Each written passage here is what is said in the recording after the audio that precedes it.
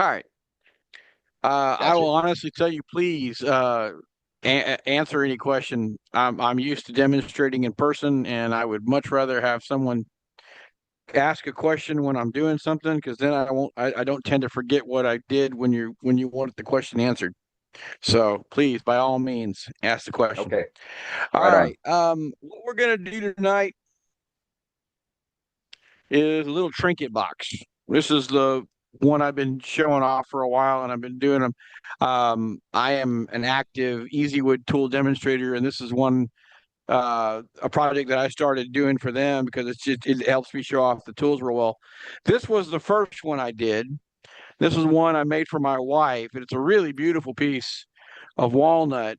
And she was when I gave it to her, she was actually shocked and thought I traded for it. And I was like, "No, I made this." She goes, "It's not your normal style. That doesn't mean I can't make it. It's just not my normal style." And what I do like about this project, it's a great way to get rid of just if you've got flat stock in your shop, you don't really need. I think I made that one with maybe 5/4. This is 8/4 here, or yeah, 8/4. It looks like 8/4.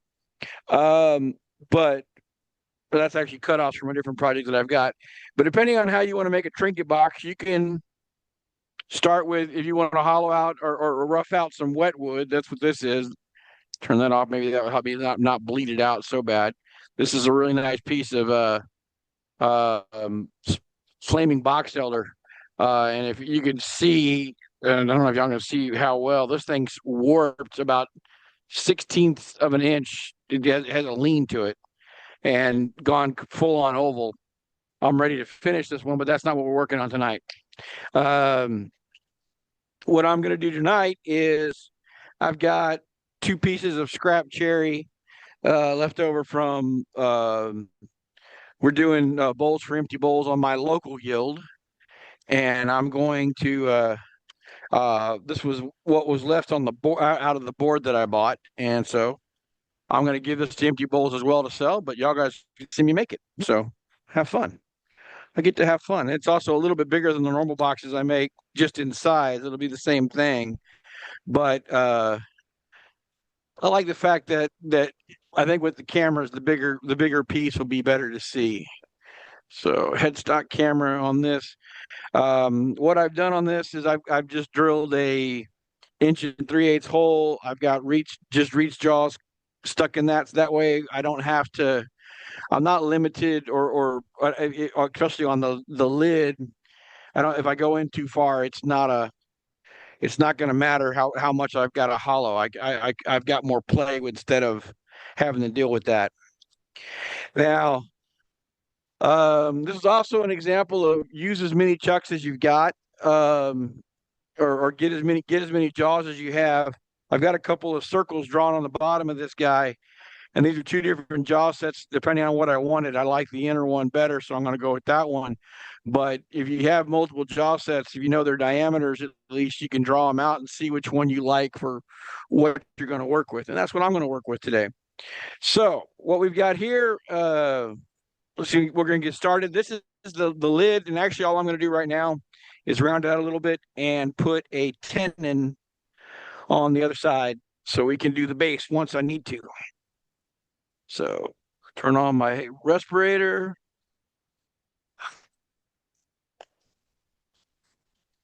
All right, can y'all hear me all right? I don't hear my own sound, so I don't know what I sound like. Am I You coming sound, through okay? you sound like Yeah, yourself. you sound great. You sound good. Okay. I was like, please answer me because, like I said, I can't hear you. I said, I don't know what I sound like. Oh, All we right. won't let you act like you're talking to Absolutely yourself. perfect. Oh, please don't. Oh, no, no, no. Well, that won't actually, that wouldn't really change anything. When I'm working, I'm pretty much yammering and no one's here as it goes. So I always talk to myself. All right, tell stock. Okay.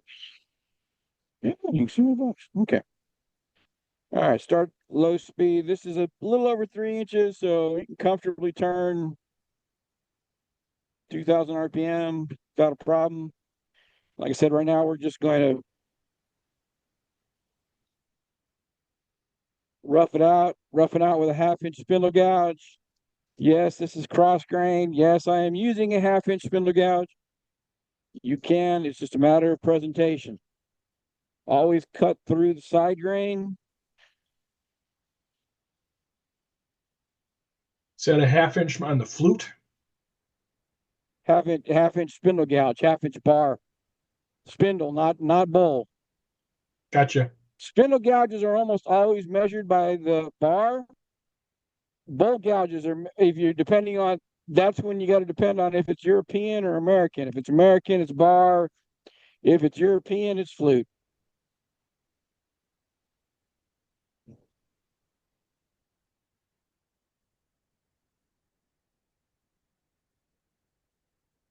All right. Cut that back. This is not really overly exciting part of the Sure it demo. is. Now I am going to put a 2-inch tenon on it, and I will always say I like setting with a pair of dividers. An easy way to figure out how to do that without trying to center that off the center is draw just a random line. It's a whole lot easier to figure out where I got to be there than that's it. Than looking dead center on that sucker. Uh, and so now we're gonna just cut a reasonably decent tenon.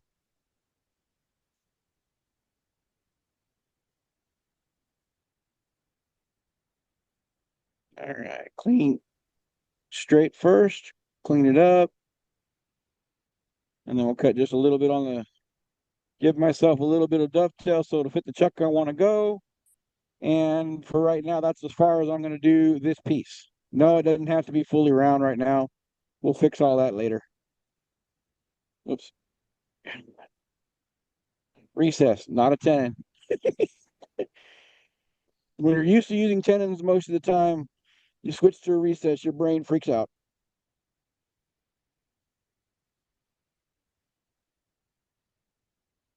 All right. Now we're going to do the base. Same thing. Yeah, I could have drilled deeper on this because I know it's the base, but again, um I'd rather have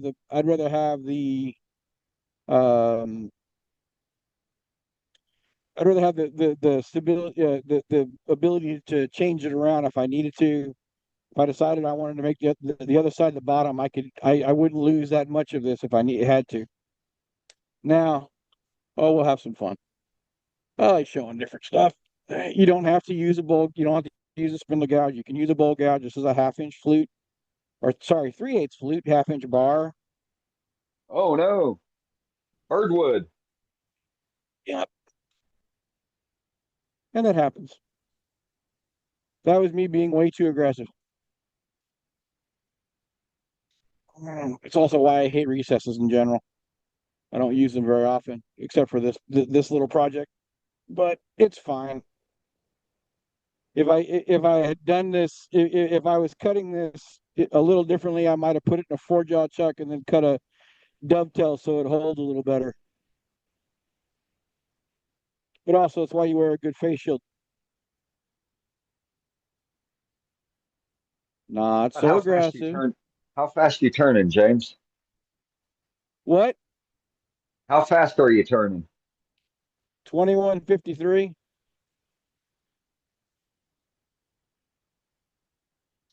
This is a 3-inch piece of wood. You should easily be able to turn anywhere from 2 to 3,000 RPMs. Good rule of thumb is the diameter of the piece multiplied by the RPM should equal somewhere between 6 and 9,000. I'm well within that range. All right. Doo-doo-doo.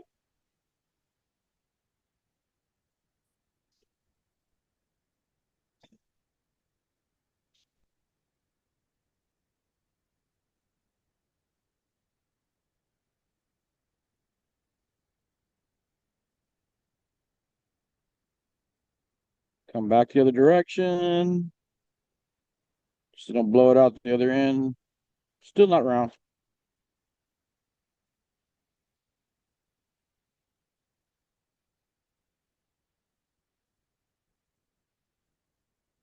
Still not round.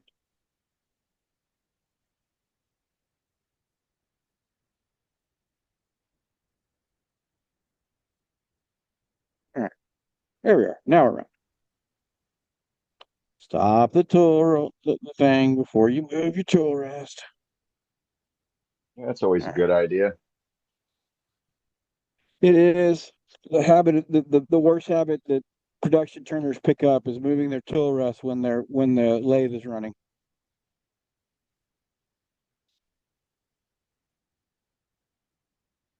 It cost me a very nice bowl recently.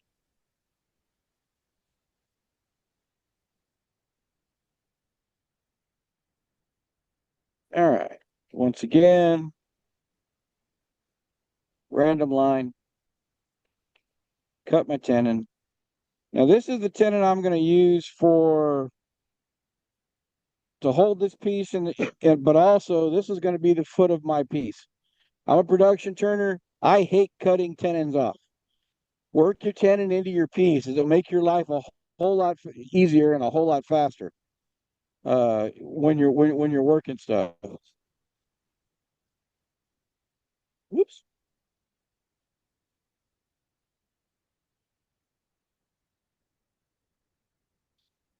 I'm just doing the underskirt there. All right. So now I'm gonna take my spindle gouge. Actually, grab a 3/8, a little smaller spindle gouge. This is detail work now. I don't need the pickup. I need the Ferrari.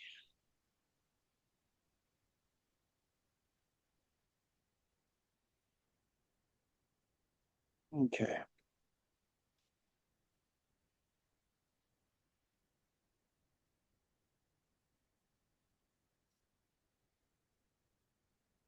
Nice little underskirt on that. That looks nice. Okay. Now we're going to cut. I'll just do a little undercut. This is going to be, like I said, this is going to be the base it's going to sit on. So make sure it's going to be flat and level on your piece. Go top. We can see the shadow underneath there, so we're good. Okay. That way I know that's set and ready to go. If I when I'm doing this as an easy wood demo, I'll throw an eighth of an inch bead in here just as a decorative component. If I'm turning with traditional tools, we throw a little button in there. This is the stuff that we as turners care about. Few people in this world, when they look at your piece, they look, oh, hey, that's nice. You did this on the bottom. They don't care, but it still looks nice. Sure does. Right? All right. Now on this one, I think I do want to go a little deeper on that tenon. When you're sizing your tenon, when you first cut your tenon, don't always when you're first sizing it, always go straight in. Don't start dovetailing until you're absolutely sure that's where it's going to be. If I had gone in and dovetailed up front, if I needed to change, adapt it, or if I broke something on this tenon, I'd have to take the whole thing off and then recut it. This way, I just gotta change a wee bit. All right. Hello. Hi. This is a round nose scraper. I use it as a bit of a shear scraper. Gives me a little bit more control, and it's a far better cutter than scraping normally. Okay. Now, being that this is a cross grain box and not a in grain box, you do not absolutely have to have a shoulder. It has to have a registration point for sure, but it doesn't have to have a shoulder. It's nice if it does, but it's not necessary. So what I'm going to do right now is I'm going to cut a bead on the back here. And when you cut this bead, this is using a spindle gouge. You start flat. As you back up, you rotate counterclockwise, bring the nose across the edge of that bead, and then clockwise, and then counterclockwise as you come in and clean that bead up and get yourself hopefully a beaded foot. I didn't quite get the bead the way I wanted. There we go. There we are. Now I got it. but I like that. I like that design on the bottom of my boxes. They look nice. Well And I done. want a small gouge for the next cut. And this is a what they call a 1/4 inch flute, 3/8 bar bowl gouge. When you need to cut smaller stuff, grab a smaller tool.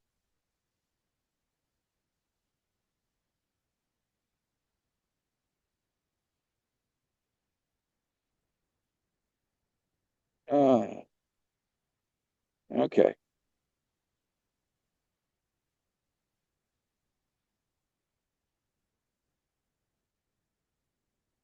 And I want this foot to go, I want this curve to go right to the edge of that join for me.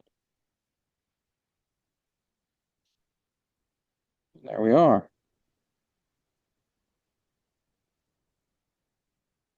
Okay. Now everybody's favorite part. Sanding.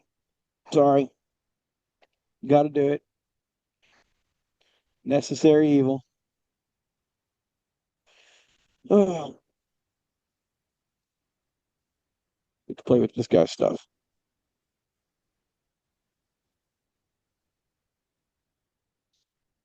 All right.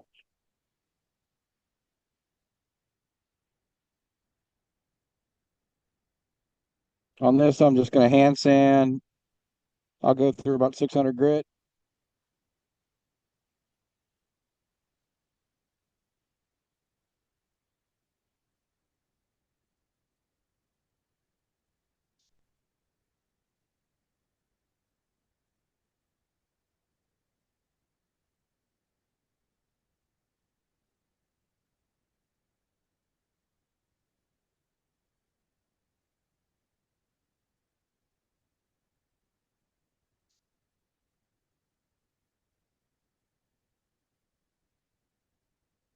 Now, being no,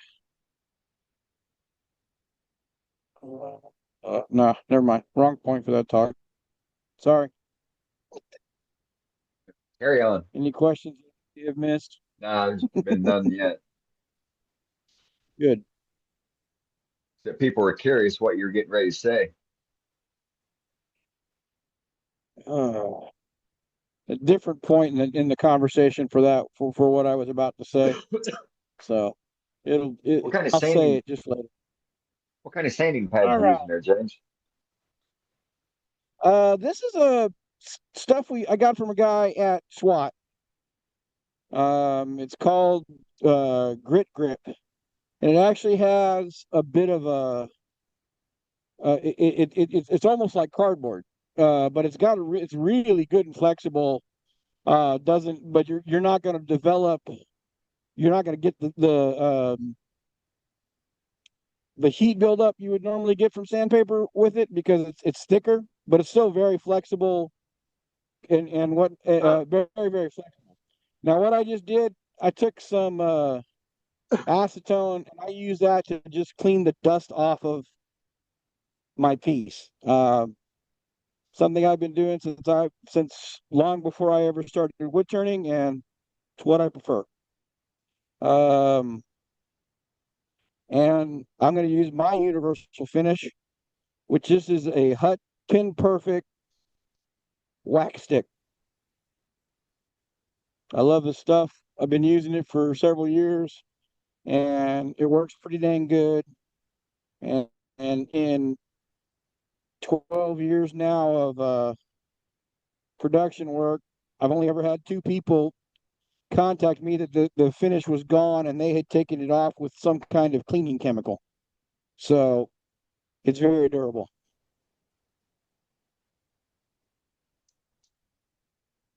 All right. And you can use it till it's damn near gone. You do have to start with Right. the brown.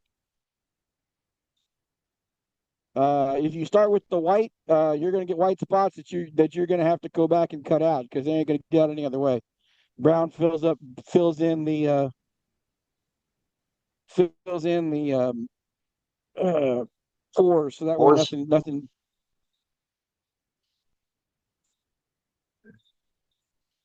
Yeah, interesting. This is a yeah. I saw someone do a demo with a Christmas ornament once and use this stuff, and I'm like, okay, whatever, I'll give it a shot. And I will say it works very well. Been using it ever since. All right. Yeah, I got some of those sticks. I might have to try it. Yeah, it is a great finish. I mean, if you can Yeah, see, I mean, that's just 600 grit sandpaper. The two things I will say, people normally don't sand it, don't finish fast enough.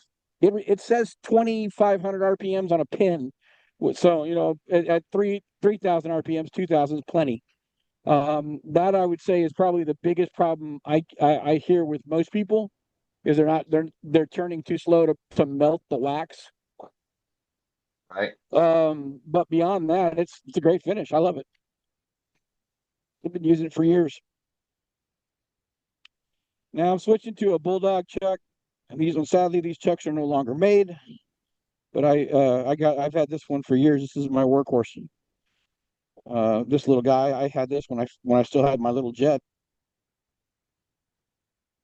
Flip your camera Well, back. actually, I still have my James, can little you jet. I just don't use it. can What's you up? flip your camera? Flip your camera. This is the BD 275. Sadly, they're no longer made. It's a 2 inch.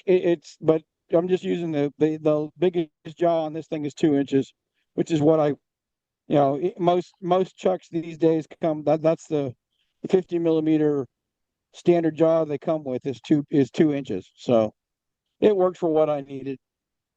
As I said, Nice. like I say, uh, get as many as you can. It will make your life easier. Okay. So now we're going to do the inside of the box. Actually, first thing I want to do, set my, yeah, no, we're good. I do want to do that.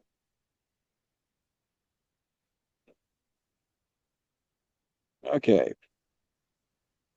I just come up to speed, clean off the edge just so I know how much room I've got here.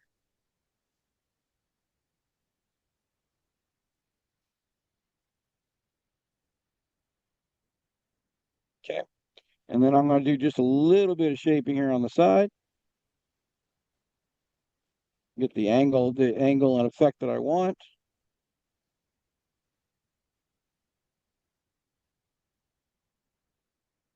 Always good to know how much room or what your final dimension is going to be as quickly as possible, simply just so you know what you're going to be cutting to and removing in space. All right, so here's a half-inch bar, 3/8 flute bowl gouge. That does get confusing when you're talking bowl gouges, but it's the way it is.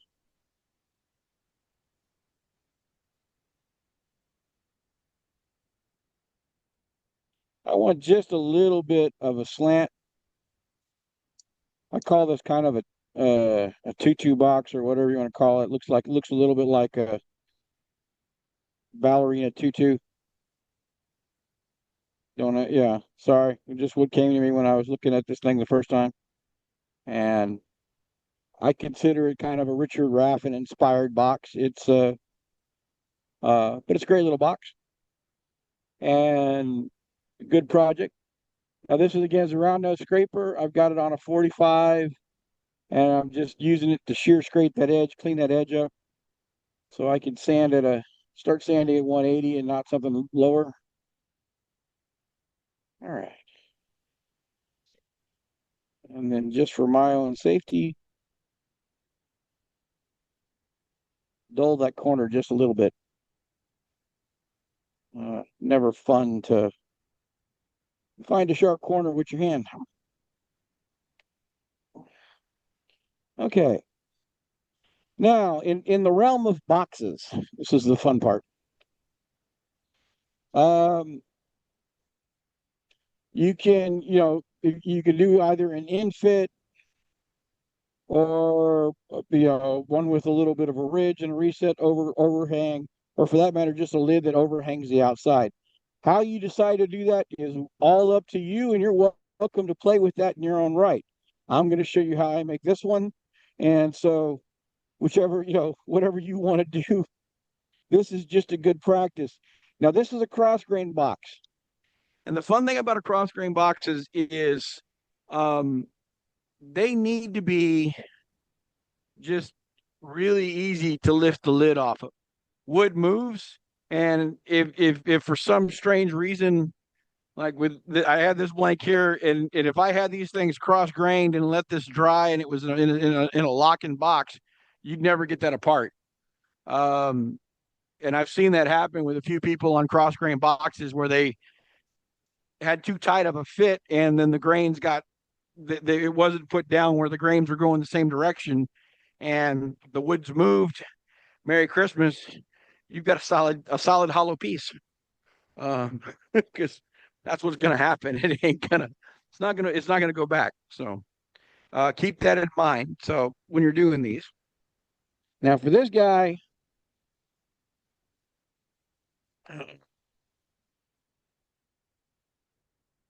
skew chisel. All right. I like a little rested shoulder, so I'm going to take my skew and just come in 1/8 or 16th of an inch off the side and go down an 1/8 or solid 16th of an inch. Make sure it's good and square. That's what I like to see. And that works for me. Now it tells me how far I've got to hollow. Hollowing these boxes. Oh, these are there's so many different ways to hollow. Yeah, you can pull a little bit out. That's no fun. I find half the time, by the time I set up to do that, all it does is leave me a hole in the bottom, and I wind up wasting more time setting up the drill bit. So in this position, I've got my spindle gouge. I've got the flute turned about 10 o'clock, and I'm just using it kind of as a drill itself, pulling outwards. Great way to just open the box up. Now, back hollowing that you see guys do, that can be done in end grain, not side grain. This is side grain. But this is a good way to get your depth and get figured out. You can drill a depth hole. I just don't normally do that. Let me grab where's my little. Oh well, this is the one I'm going to get. Oh no, there it is. I've got.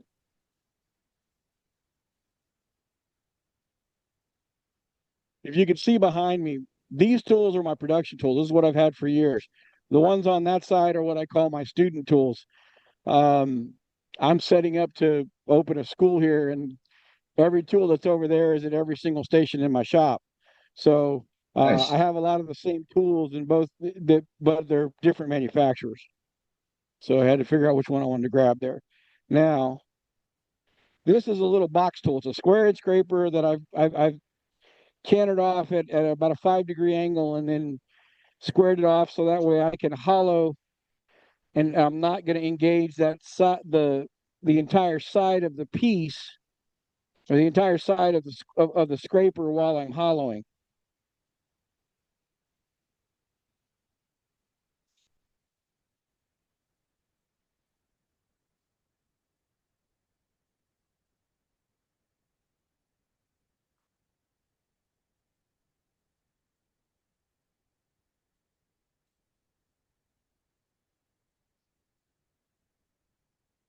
All right. And the information we all want to know is I want to go down to about where that skirting is, and that's right at about a inch and 3/16.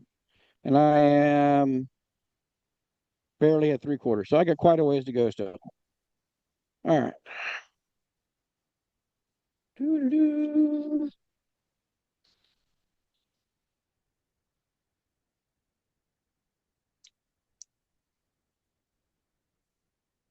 You can really remove some wood with a box scraper. That's why they're designed this way. I mean, Yep. this one's at 70-degree angle. It will take down some wood. And if you want to, I mean, if you've got a bowl scraper, any kind of standard bowl scraper, even though you might think it's too big for this little box, it's going to work just fine in there as well.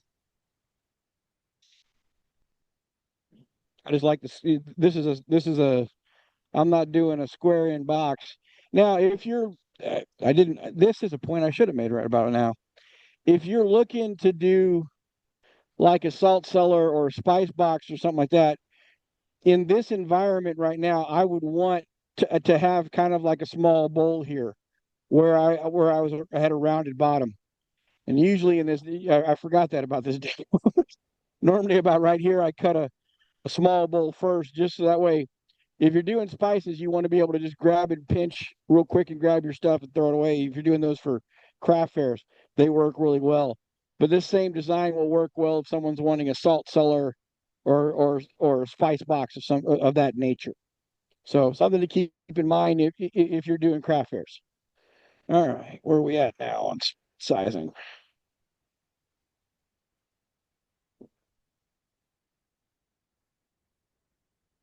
You're about good. Okay. Like I said, now it's just tweaking it anyway. So, okay.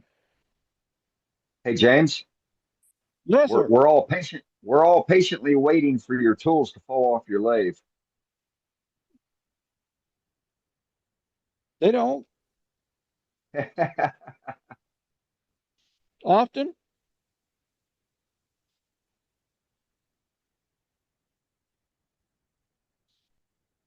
All right. I don't know. A great way to get the cleanup on that is basically take your spindle gouge and do just a nice slicing cut straight down that edge, is what I just did, just so I could get a nice clean cut. You're not dealing with the tear out you would normally get on the side grain. Fortunately, I don't know if I can get a good image of that. Let's see.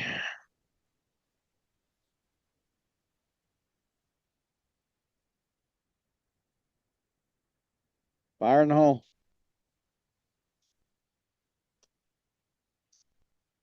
But Kick the tires yeah, and light the actually, fires.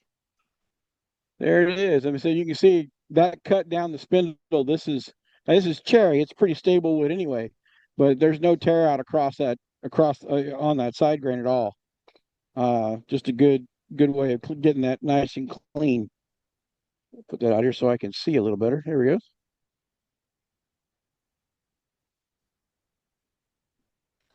Box scraper. Because I need to get over here. And actually, honestly, if my tools fell in this shop, I wouldn't bother me anyway for one reason. Um, I've got race deck flooring in here, and one of the funniest but best purchases I ever made for this shop. I can drop a tool on the ground and it does not break it. Doesn't damage the edge at all. Something I when we were originally were making this, I just was going to do painted or stained concrete. We discovered though once we sealed it, that it was very slippery. If you don't believe me, you can ask Billy Burt. He'll tell you how Yeah. slippery it is. Um, and I had to find a better solution. A friend of mine who had a garage shop, we were visiting him out in Houston, showed me this stuff, and holy cow, this is a different project altogether. Really is a great way to keep your uh,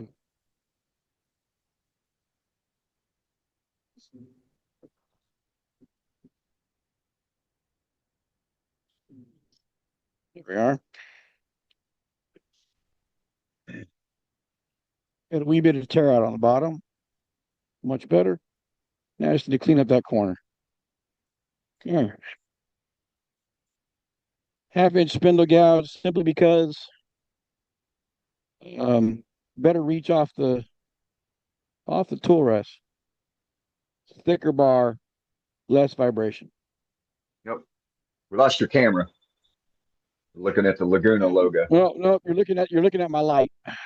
Oh, okay. My light got in the way.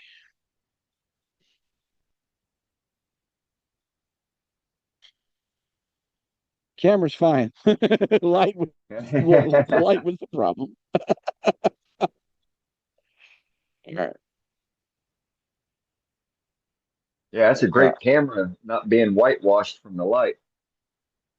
Oh, the this light is fantastic because it offers both color control and intensity. And if there's one thing that the Laguna light really does well, that is it. It's a very nice light. Um, okay.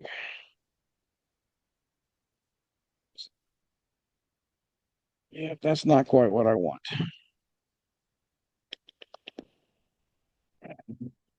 Just deep enough to be annoying.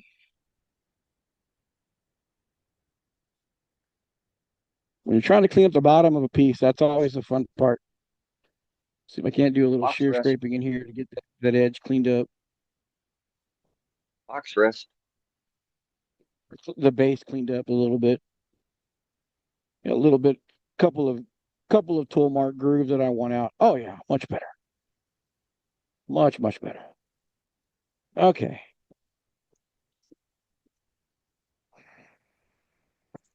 Yeah, let's go a little thinner. That's a wee thick. So always the fun part about doing a box is how thick do you want to go? How thin do you want to go? Where's your cut? Where's this cut? Where's that cut? That's where these get challenging.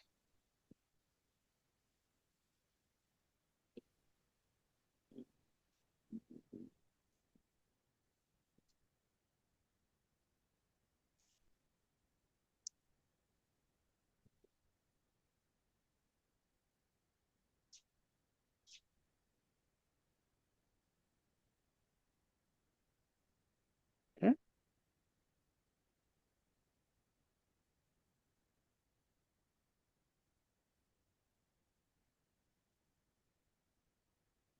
A little bit of that corner. Okay. Yep. Oh yeah, that's much better. I like that. Okay. Clean that corner up and we should be good to go.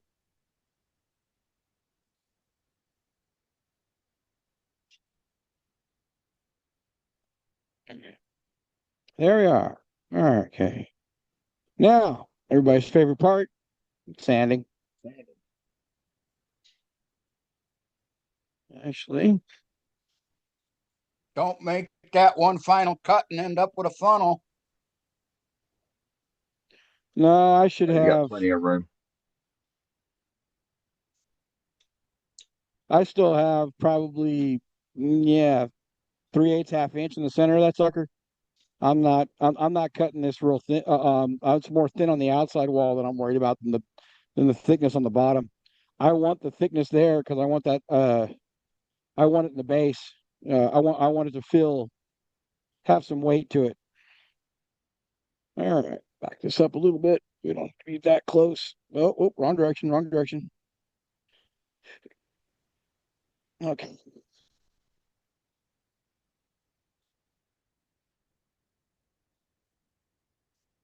All right, there we go.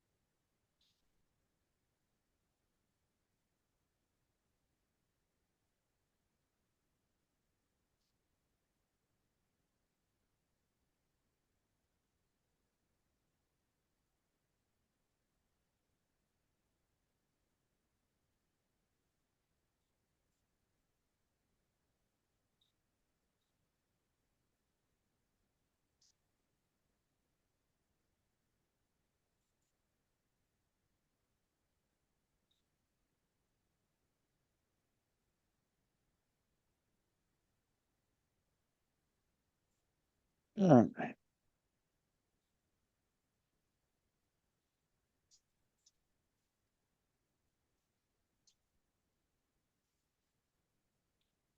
I can't use that stuff for what I want. One moment.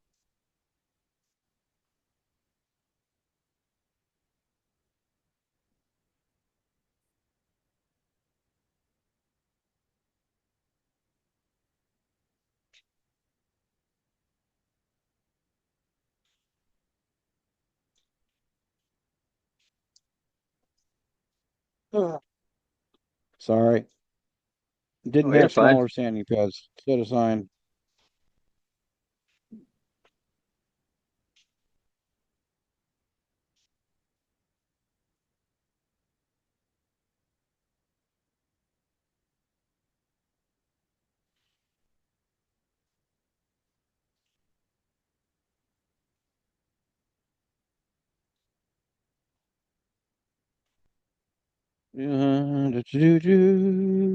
The sandwich is used.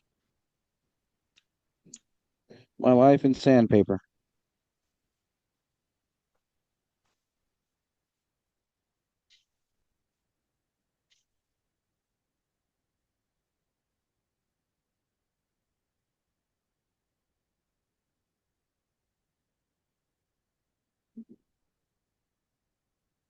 All right. And then back to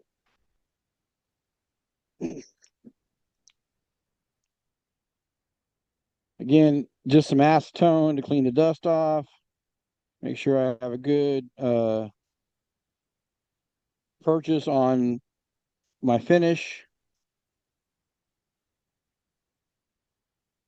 And then the Hut Brown stick first.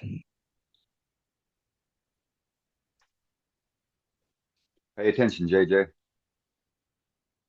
Now, when you're doing a box, whatever finish you like to use, if it has any kind of like odor or smell or whatever, make sure you do not seal that box up when you're after you've applied that finish. Because even if it's dried, cured, and whatnot, if you closed your box up and let it dry that way, that odor will never get out of that box. And when someone picks it up, they're always going to smell that when they open it up. Try to use an odorless finish if at all possible.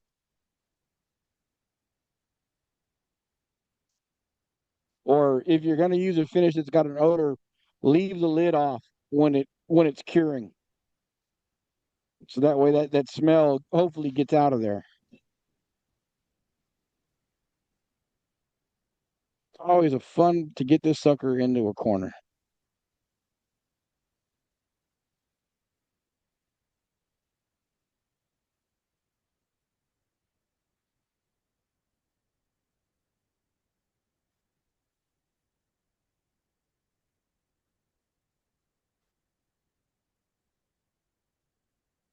Whee! I will say, do be careful with this stuff. It does get very hot, and it's kind of like CA glue. If you ever had CA glue cure on your fingers, if you ever get this stuff on it while it's hot, you're going to have a blister. I promise you. I am speaking from experience on that. Another reason to use Parfix brand CA. That's why I use. I know some people don't like using cloth. I don't wrap. I'm not wrapping it around my hand. If it goes away, it's gonna. If it grabs it, it's gonna pull away from my skin pretty easily. Um, and uh, one thing I always say about also about doing a finish, there's no reason to put the gloss on the inside. I mean, if you want to, you can, but I don't think I've ever seen anybody say, "Wow, it's so shiny on the inside." Um, you know,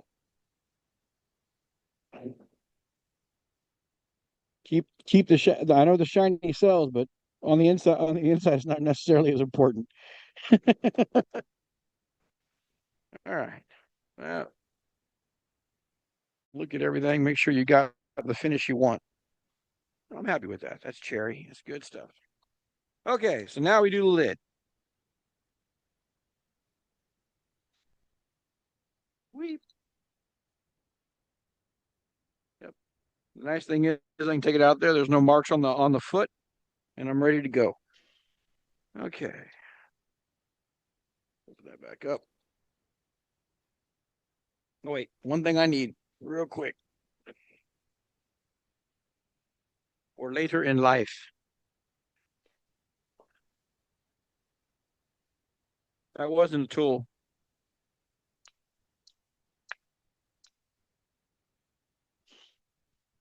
Wow, that was good. I did it on the first try.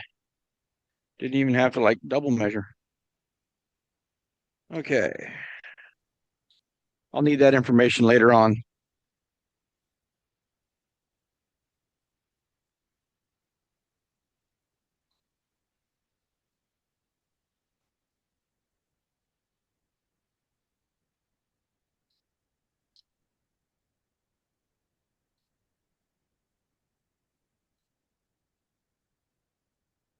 All right, there we go.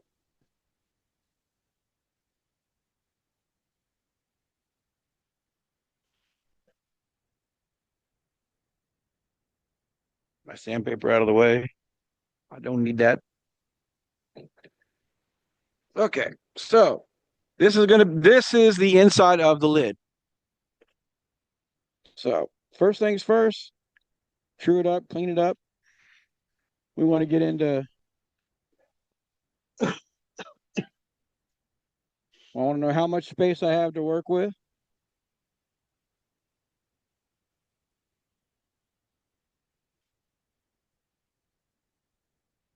Is that nope, not round.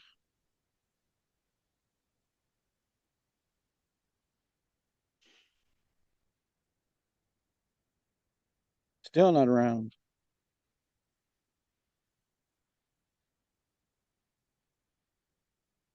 That's round. Okay, good. Now we're good. Clean that back off. My life, I have multiple sets of calipers. So we'll grab a second set of calipers.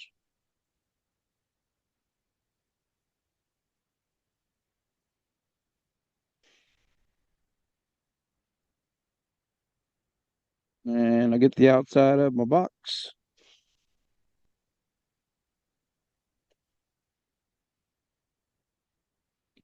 That should be good. And again, whenever you mark the inside of it, you know, set up a line somewhere. If I'm lucky, that might be the exact line I want. That's pretty dang close. So that tells me that should fit the box, which is good. All right.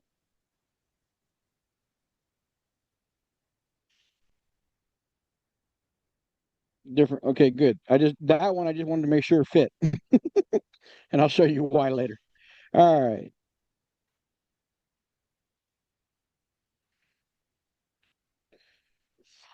Bowl gouge. All I'm really going to do right now is I want to get rid of the divot from the Forstner bit that I used to cut the initial hole. Once that's done, basically the inside of this is pretty much done for at least what I'm looking there. Square box, the square box tool for setting my flange cover. All right. And then we get to do the ever so popular fun size and check. Does this fit? Yes. Is it deep enough? No. Must go deeper.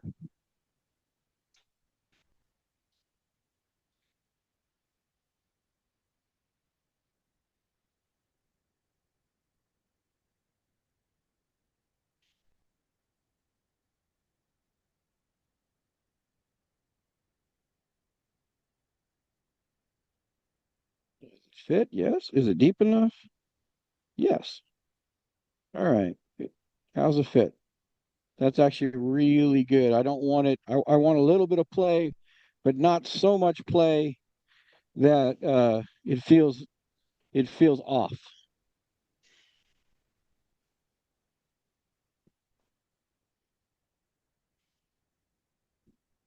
Little fuzziness in that corner. Okay. Now the other the other one is going to be right there. Now that is where I'm going to set how I'm going to turn the rest of this piece. We're going to cut just a bit in. Didn't I bring? Nope, I put you up. Skew chisel. And I love hiding chucking when I can. So I'm gonna come in first here and undercut that just a little bit. And then I'm gonna put that exact same detail there and that exact same detail there. So that way if someone looks at this, they don't know that's how I chuck. They hopefully don't understand that's how I chucked it.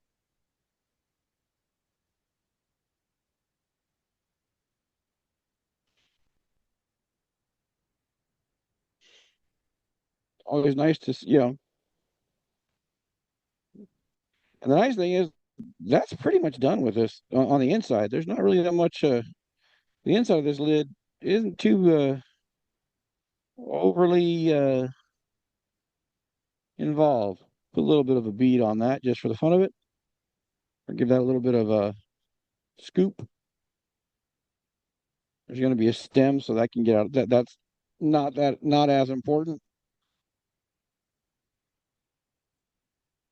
or not design critical. But we do get to play a little wood chicken later on, which is always fun. All right. Wood chicken. Wood chicken. Did you know what wood chicken is? That's when That's when you're you don't know tempting exactly how in fate. you got to go. Yep.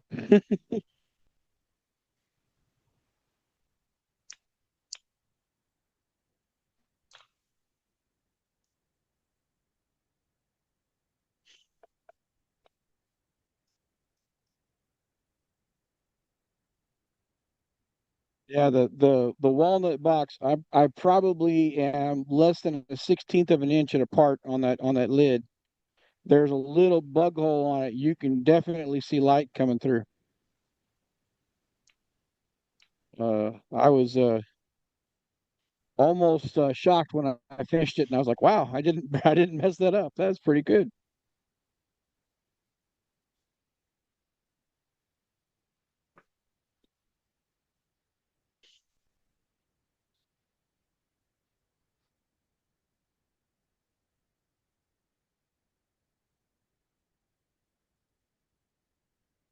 And 600.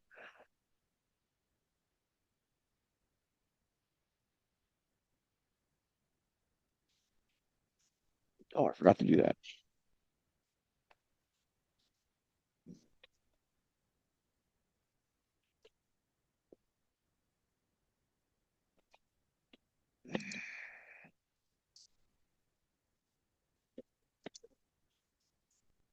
A little bit of acetone.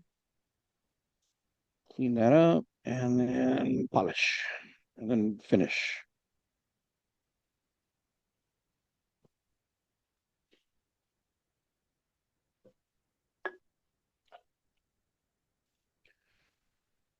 We'll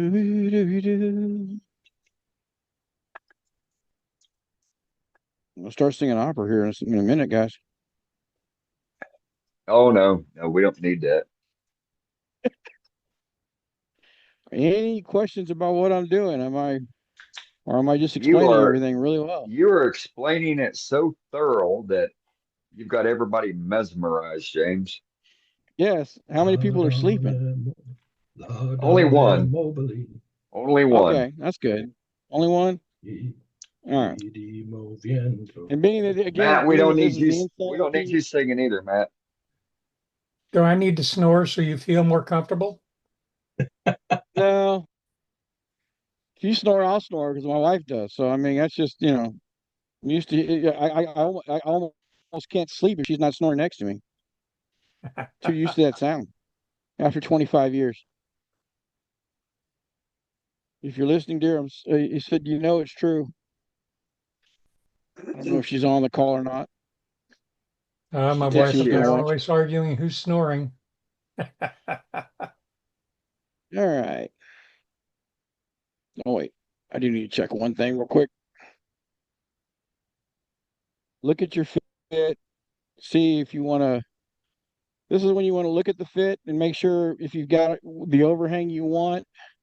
I could shorten that just a little bit, but even at that size, it's not that overhang isn't bad for the design of this box. Um, I don't mind that at all.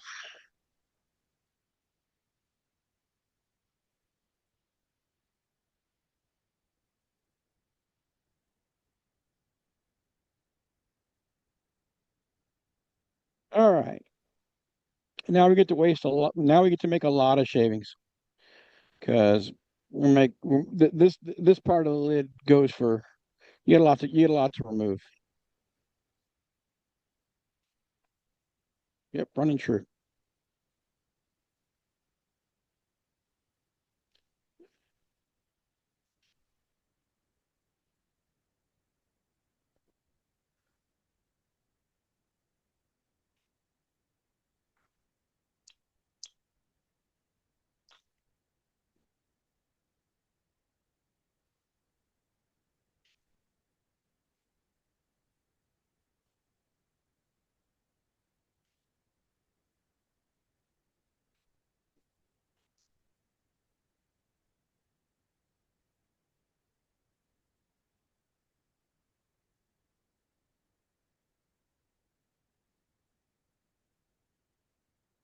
Nice smooth cuts.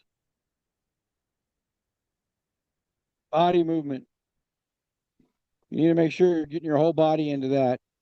So I start over here. I'm leaning on my left leg, and I'm rotating onto my right leg as I pull this around. If you try to hand fight this around, you're going to get tool marks.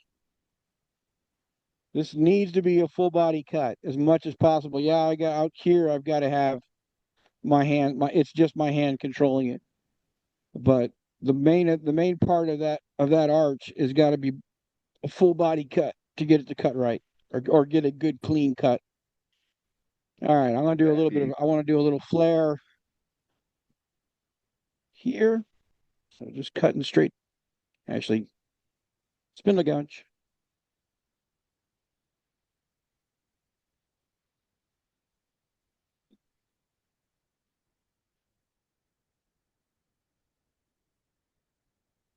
Give me a little undersweep.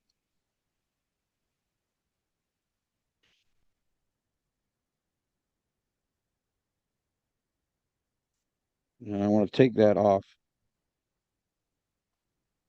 just so I don't cut myself. All right.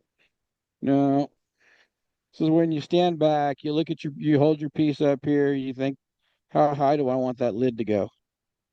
Or how high do I want that knob?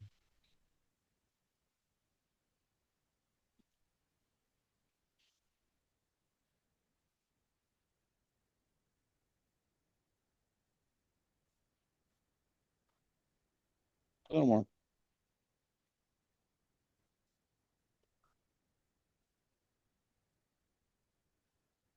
Yep. Okay.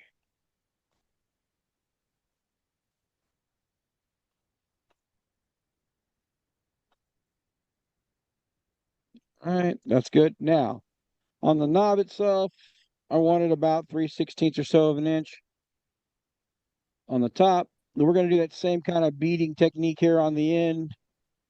Again, you drop the handle, roll the tool over, come back in,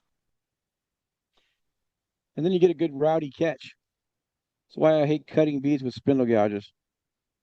But unfortunately, on this environment, that's what you have to do. That's all right. We're still early enough in this piece that won't even matter. But I'll show you what happened. Nice spiral Uh, catch. That's just um we call that an irregular chase thread. there you go. Nice design, Mark. Yeah, design opportunity. I don't own a Taking spiralizer. close. Why should I own a spiralizer when I can do that myself? I don't need to buy some special tool for that. I'm competent enough doing that myself. Just add some embellishing wax and you're good to go. Exactly.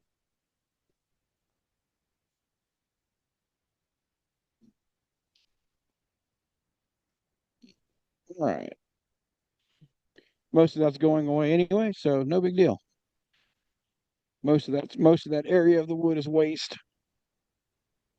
Yep, it's all gone. Okay. Now this is where it gets fun. It's because undercutting below the knob.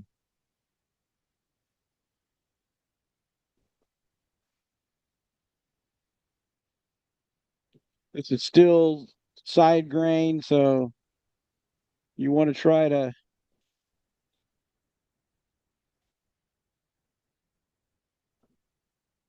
always cut into side grain when possible.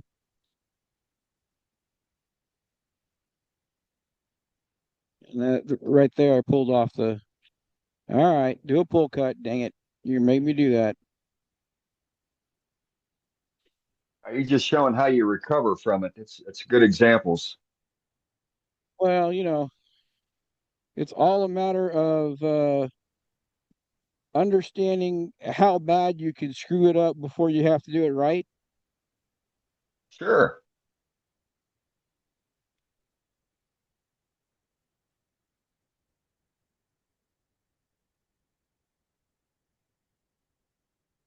A little bit of an OG going there accidentally, and so I'm going to keep it. That looks nice. All right. Whee, headstock camera. I don't know if you can quite see that right there. We No, can see not it on good. the other. Yeah, we Yeah, can you can see see it it. here. You see, yeah, there's a little. You can see the line there, and that's also one nice thing. Um, I do love using a scraper as a shear scraper because this is really not much more than what you would the same effects you get on the side of a spindle with when you're doing a planing cut with a skew. And it's absolutely you get a fantastic finish off of just shear scraping with just a simple scraper. All right, and a little bit of detail work on that. I want to go thinner on that. This is always the argument you have with yourself when you're making something. Is that thin enough? Is that thick enough? Is it too thin? What detail do you want? All those fun things. Actually, I think that's fine. I want to do a little bit of a design on the top of this knob. All right, pull out real special tool.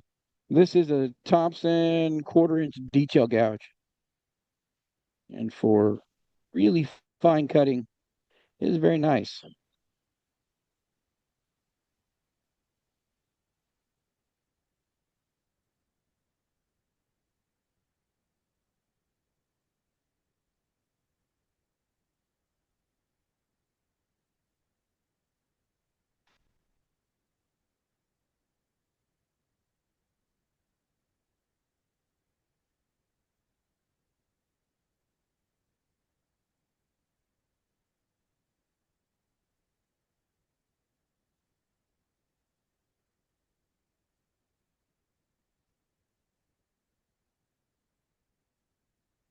There we go.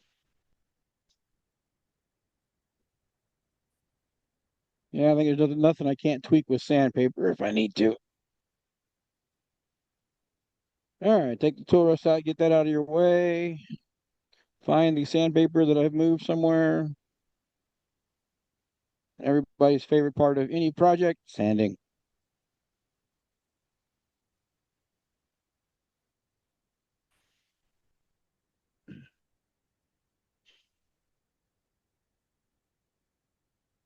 Yeah, I like how you make the button detail there on your handle uh, to match with the button detail on the inside of the lid. That's slick. It's just a nice thing. You've got all this extra material here. You could do. What do you want to do with it? Do Right, And right, it's something. It's on the top end. It's a detail that somebody will notice, and they'll. It could be what sells a piece. right. Uh, on the bottom, few people will ever notice. Turners will, because every turner will pick it up and they'll turn it over and they're going to look at the bottom, what you did. It's kind of like Yep. my wife does hand embroidery, needlepoint cross stitch, And if you give an American embroiderer of that or a person like that, they will always look at the back side of your piece to see how you dealt with the extra thread and stuff like that. No one else cares, but they want to know. Yep. It's been my experience. It's been my experience that when somebody's interested in a piece on a table, the first thing they do is pick it up and look at the bottom. So not just turners, a lot of people do that. So I put a lot of care Yeah, into it. yeah. Well, and it's also with this design. This is basically that lift makes people want to pick it up, and it's the same thing. It's the same thing we deal with every can of soda that you see on. That's why they put that stupid little lifty thing on the bottom, is so you want to take a drink. It's root beer, guys. Not anything bad. But that's the reason. That's the whole reason that design is in the bottom of a Coke can. Psychologically makes you want to pick it up. All right, somewhere around there, I might have a little 120.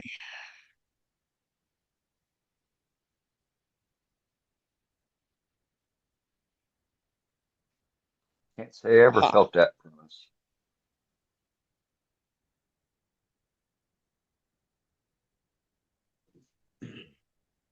a little coarser. I got a little bit of tear out right in that corner. Flip your camera around, James. Sorry. No, that's all good. Sorry about watching sanding is even worse when all you're seeing is the top of my bald head. So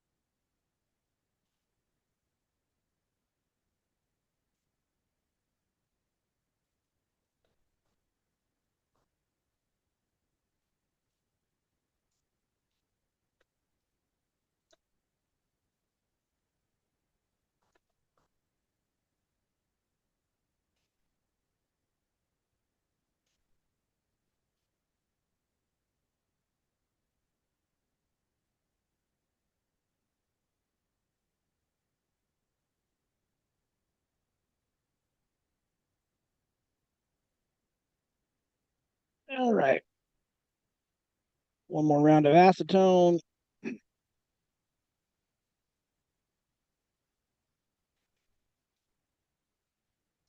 One thing I like about acetone is it pulls the dust off, but does not raise the fiber on the wood like a denatured alcohol or water or something else might. Just works really good. Nice little solvent. All right. And I know I said I am not on any matter affiliated with Hut in any way, shape, or form. But the one thing I do love about this stuff is it's cheap.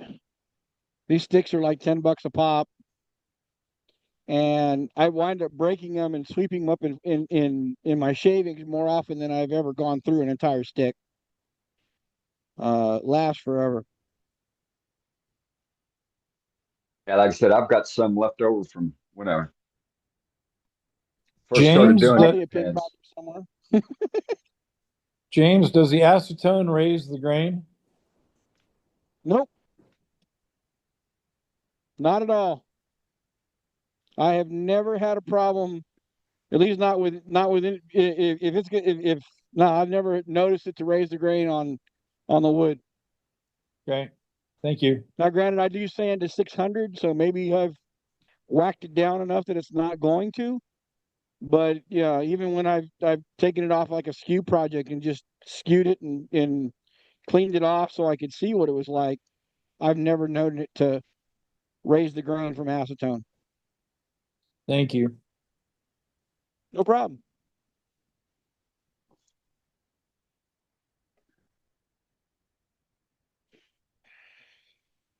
The glossies.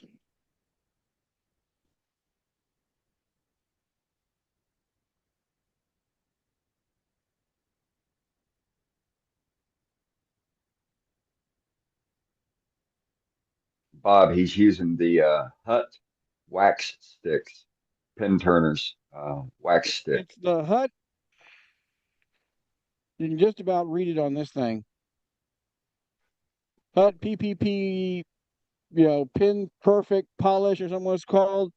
I know both Right. Rockler and Woodcraft sell it. It's like $9.99.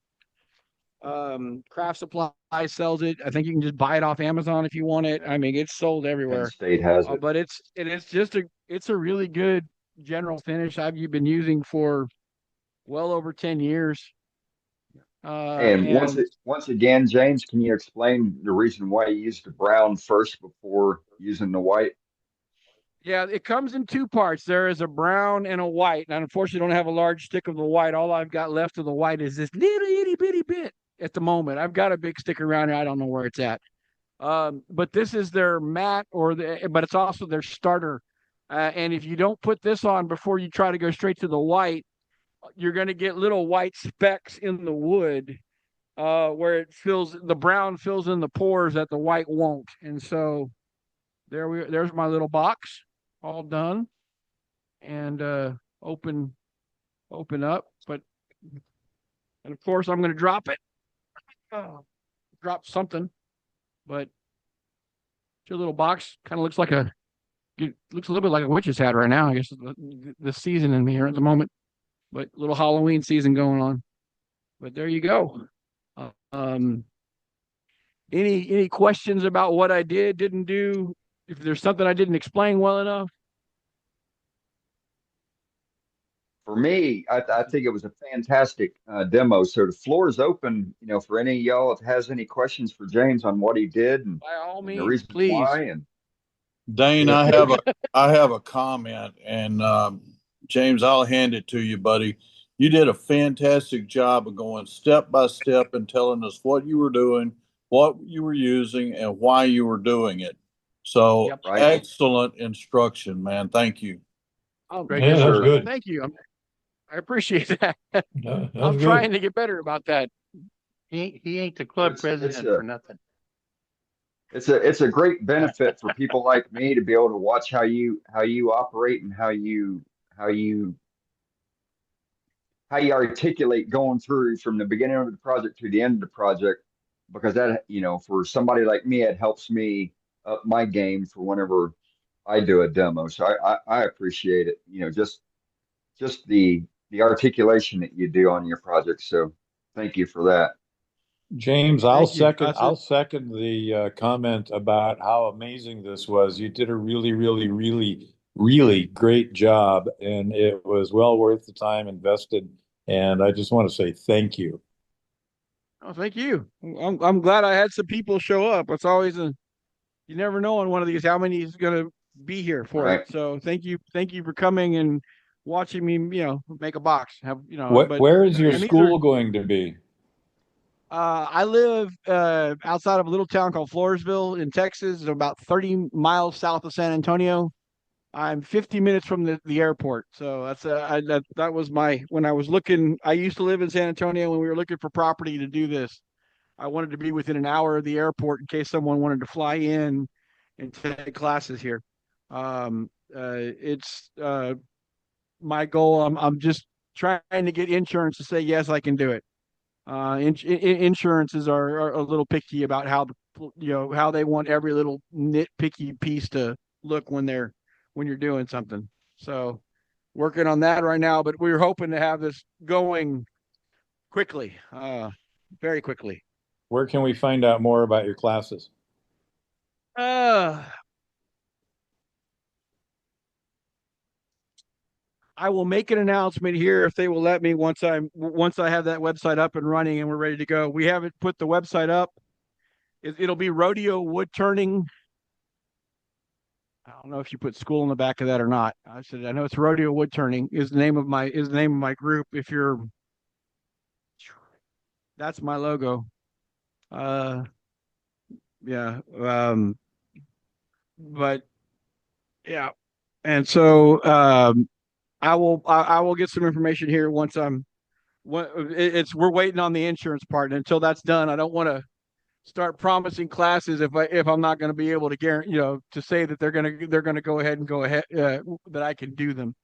And so that's the one part I'm waiting on still.